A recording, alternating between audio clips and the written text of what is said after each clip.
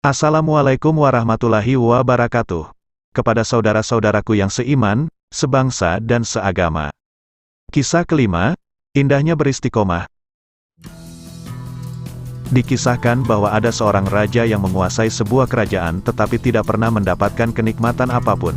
Dia bertanya kepada para menterinya, apakah yang pertama kali dilakukan orang-orang yang sama seperti diriku? Mereka menjawab, mereka akan meminta nasihat.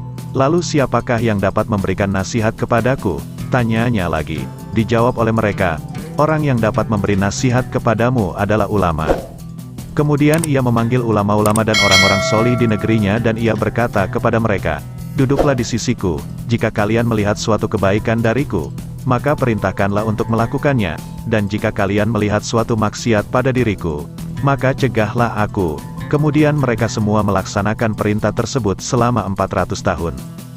Pada suatu hari, Iblis laknatullah alaih, Iblis yang dilaknat oleh Allah, datang menemuinya, dan Raja bertanya kepadanya, siapakah engkau? Ia menjawab, aku Iblis, dan siapa dirimu? Raja menjawab, aku adalah seorang laki-laki dari keturunan Adam. Lalu Iblis berkata kepadanya, jika engkau adalah keturunan Adam, niscaya kau akan mati sebagaimana keturunan Adam yang lain. Engkau tidak lain adalah Tuhan, maka perintahkanlah manusia untuk menyembahmu.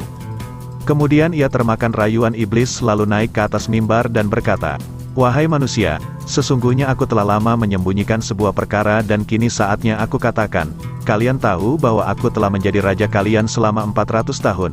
Jika aku adalah keturunan Adam, niscaya aku telah mati sebagaimana keturunan Adam yang lain.